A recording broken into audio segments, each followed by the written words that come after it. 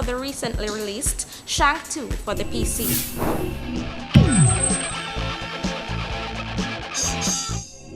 Drive back and tell Karina I'm gonna need some backup. Now, Shank 2 was released February the 7th this year, and I'm glad I got it.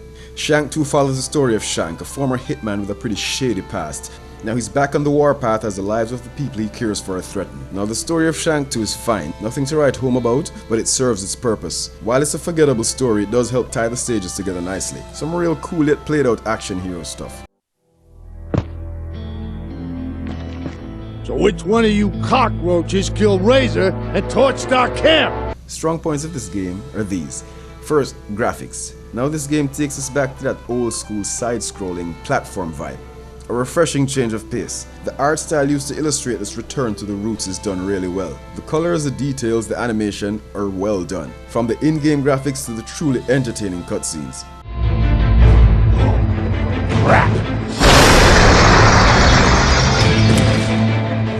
The controls in Shank 2 are also intuitive. Real easy to get into for even the old school gamer whose favorite game was Kung Fu to the new age younger gamers. Even the player who's really casual, like the Angry Birds kind of player, could find these controls tight. This game is full of style. There's never a dull moment. You'll find that your character has more than enough entertaining ways to either dispatch the enemy or move from place to place on the stages.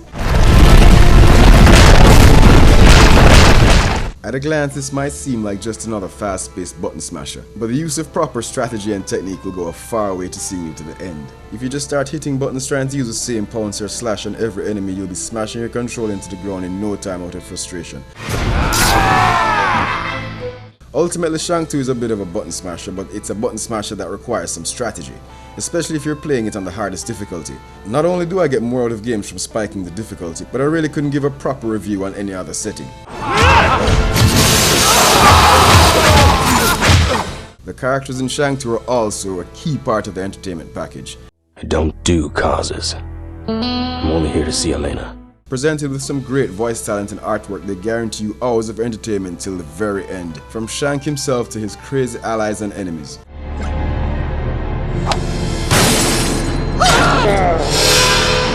Some of the elements of Shank 2 that fall into my OK category will be these. First, the weapons balance. Now I understand that with the whole humorous cartoon style of this game, people will be willing to overlook certain things and not take the game too seriously, which is understandable, but don't not take it seriously because it's a side-scroller. 3D or 2D does not determine whether a game is a real game or not. Shank 2 is a solid and complete game, and even though it's not sold with a $60 price tag, it's better than a lot of those games I've paid top dollar for. So my point is, I'll take this game seriously and dissect it as I do the rest. Now the balance of the weapons, even though it's a cartoon style game, is a bit off. Since when do knives do more damage than guns? When you get the shotgun and other weapons, you'll soon not pay attention to this small detail, but I noticed it and it was a bit irritating when I wanted to use the guns for speed but had to choose the knives for damage power.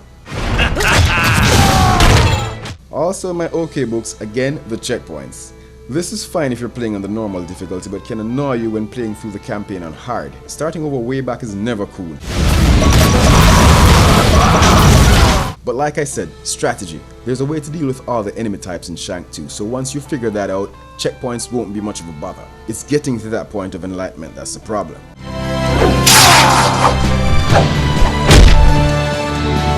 The boss difficulty.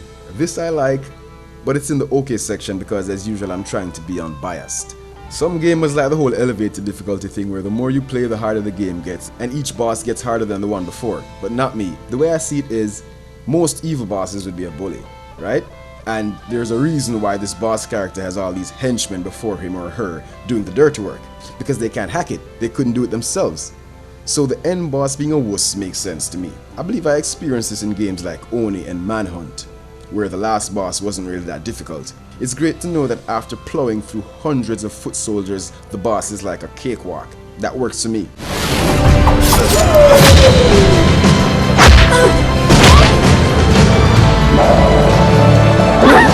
I know some gamers love the challenge, like Ninja Gaiden. Now that was a challenge regardless of the era.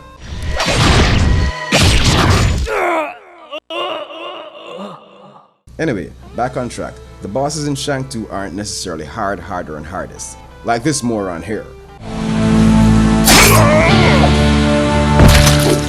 Let's move on to the bad parts of Shank 2. First, there's this, for lack of a better word, unintelligent aiming system. Now Shank has this pounce where he springs onto the enemy like Wolverine, but this doesn't work on everybody.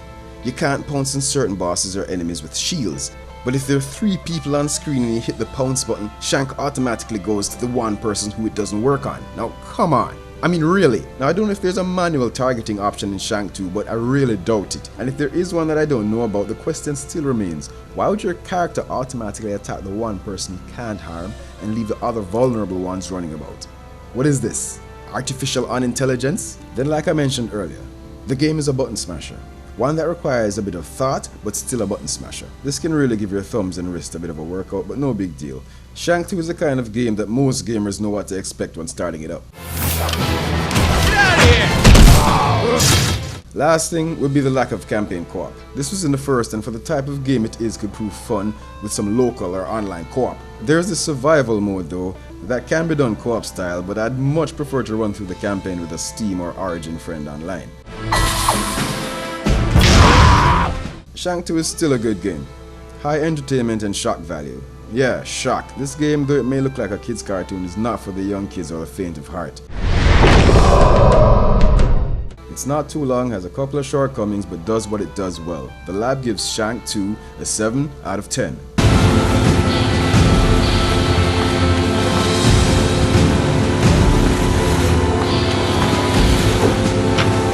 We found where they've been keeping the hostages. It's a barge a mile offshore.